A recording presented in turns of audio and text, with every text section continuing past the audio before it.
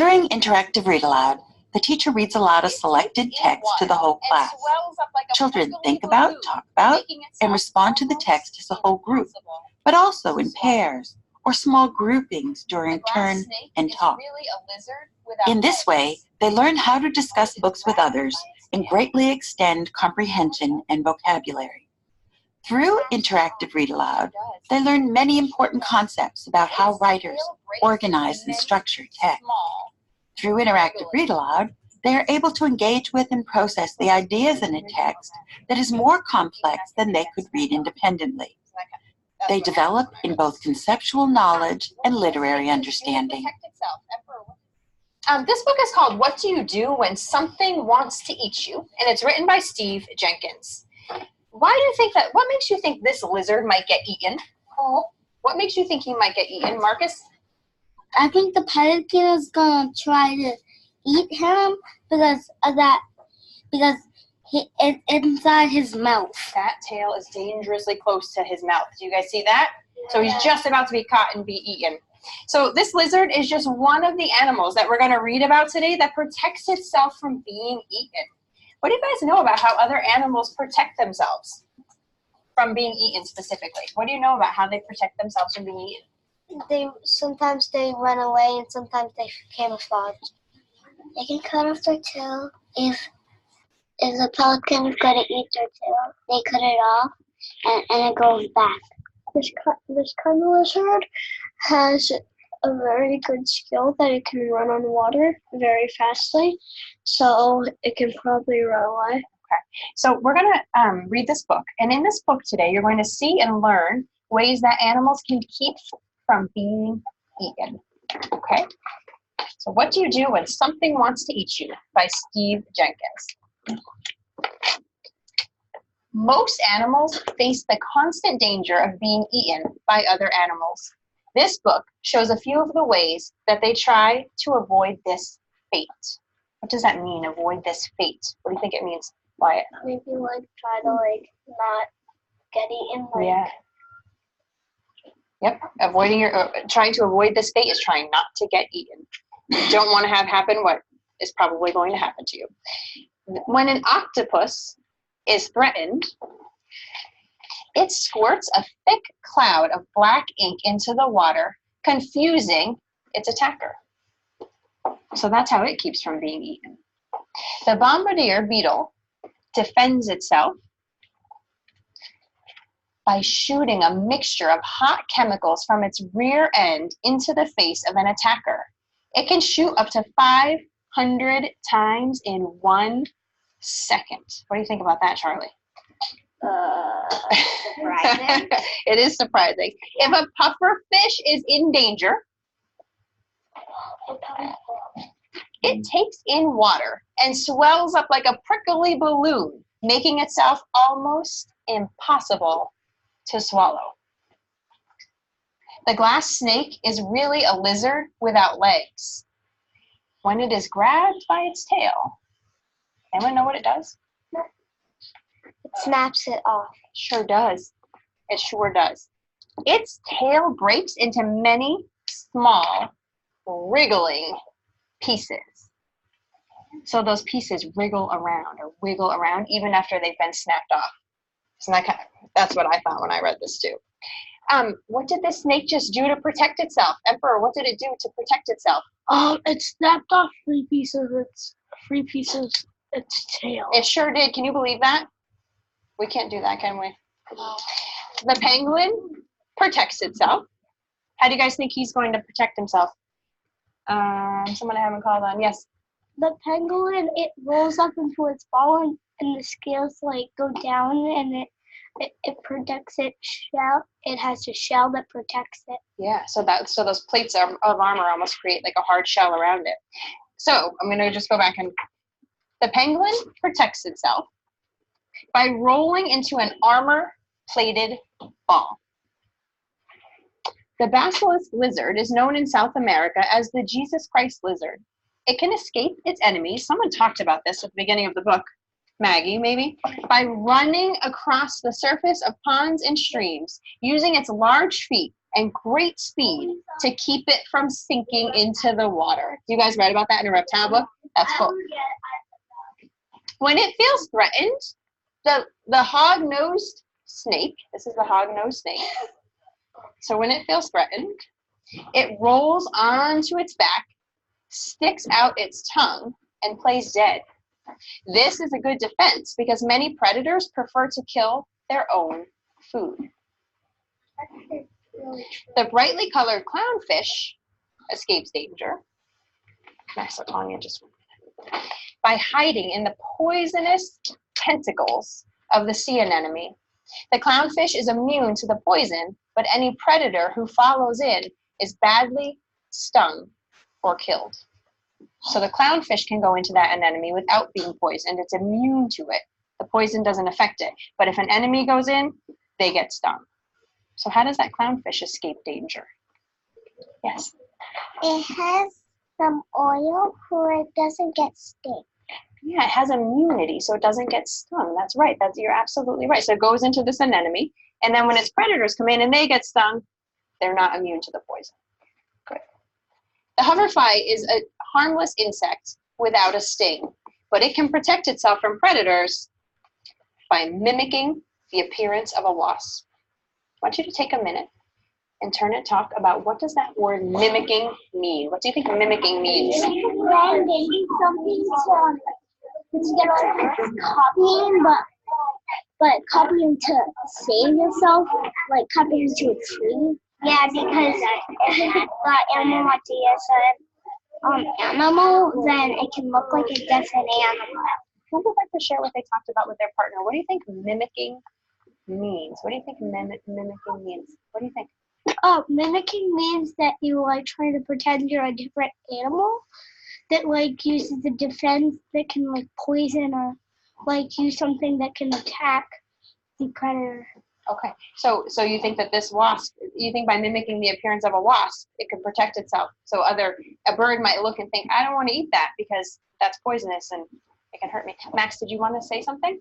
Something blends in, so the predator zooms right by because like that's not something I eat. Right, and so it might go back. But when you're mimicking, you're trying to be like something else, right? So if you were mimicking a person, you're copying what they do. So when this beetle or but like they normally mimic, yep. They normally mimic their environment. Okay, so instead of mimicking its environment, this hoverfly is mimicking a different insect to try to make sure that predators don't want to eat it. So predators don't want to eat a wasp because they don't want to be stung or be poisoned. So by mimicking that, pretending to be that, it keeps predators away. Does that make sense? So it's a little bit different from camouflage. I mean, I guess you're mimicking how something looks. You're trying to look the same, but he's trying to pretend that he's actually a wasp. Yeah, but sometimes, but you could mimic your environment whenever you want, unless you can't change colors.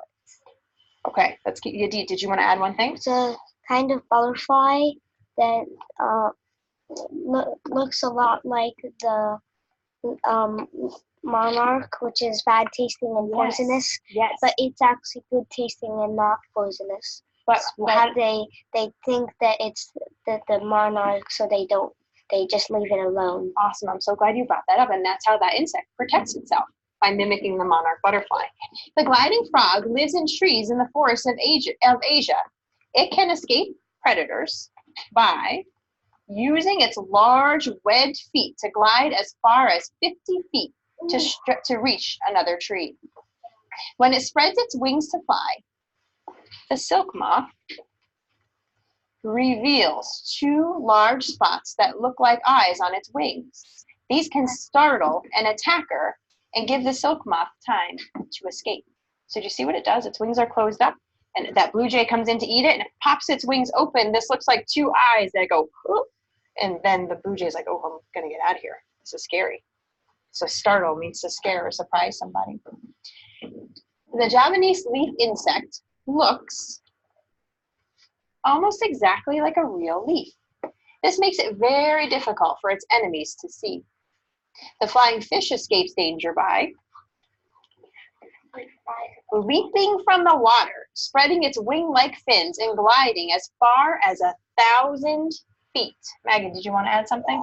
I want to add that they call them flying fish because some people don't believe that fish can fly. They're actually not flying. They're gliding. They're actually gliding through the air. Like some people say they're swimming when they're actually floating. Interesting. Well, thank you for clarifying that. The blue-tongued skink startles attackers by sticking out its large, bright blue tongue and wiggling it from side to side. What would you do if something wanted to eat you? What are you thinking? I want to try to get to some people I haven't gotten to so much today. Charlie, what would you do if something wanted to eat you? I would just run away and call a police. Yeah, but what if you were an animal in nature? What would you do? Which defense did you like, or what would you? Well, it would depend on which animal I would do. If I was an insect, I would probably like fly away. But if I was big and strong, I would run towards the animal. Yeah, we would too. Yes, Elliot. I would mimic like another animal. So which one might you mimic? A wasp. Oh, so then you could sting your predator. Please talk with a partner about which of the animals surprised you and how it can escape danger, and talk about how it escaped danger. What did it do to escape danger? So you're going to talk about the animal that you found most surprising in this book and how it escaped danger. So go ahead and turn and talk. The wasp surprised me when it went behind the tree. Because I'm surprised like on how the blue-tongued skink got away. Because like I don't understand how the tongue helped it get away. Cal, which animal did you talk about? I talked about that lizard thing. The lizard that can walk on water? No, the one whose tail can break? Yeah. Okay, and so how did that lizard escape its predator? So it chopped its tail off into 3 pieces and then escaped. On page 29, there's this, the blue-tongued skink. Yep. And this blue-tongued skink did something very similar to another animal in this book. So I'm going to read this part again. It says, by sticking out its large, bright blue tongue and wiggling it from side to side. So remember, it startles its predator by sticking out its large blue tongue and then wiggling it from side to side. How is that like another animal? You guys remember? That wasp Yes. one that like looks like it has eyes on the back of its wing. Exactly. So its wings are closed, and then right when the predator gets close, it pops open those wings and startles its predator. Okay. Do you want to add something, Ezra? Yeah. So the blue-tongued skink, there's another way it can surprise its predators. This is the only way I've seen it. That's another way I've seen it, but this way it can do this. Oh, it like flicks its tongue really quickly and scares its predator? Yeah, and the predator doesn't see it, so it blinks, and it gives it time to get away. I didn't know that. Is there any animal in here that you'd like to learn more about? The blue-tongued. Me too. Yeah, it's kind of cool to have a blue tongue. So people can protect themselves in different ways from animals. What are some of the ways that people protect themselves? So animals protect themselves in all of these different ways we just read about. What are some ways that people protect themselves? Yes. Wear insect repellent. Try to like run away and try to let the animal have its space by fighting the animal. Maybe by fighting sometimes if we need to. Maggie, what's another way humans protect themselves? We can run away and and sometimes we can defend ourselves depending on what kind of animal it is. So bear bells. What do you mean? Like those bells when you see a bear. Oh, so if you're hiking or camping and you have a bear bell with you and you see a bear, you could make a loud noise to scare off something that could be dangerous, a wild animal or something? Okay, so we just read about a lot of animals, a lot of different animals and the ways that they protect themselves. What I want you to do is you're going to write and draw about one of the animals in this book. Okay, so you're going to choose one of the animals from this book. What do you do when something wants to eat you? On the left side, you're going to show the animal being threatened, about to be eaten by a predator. You're going to draw and write about it.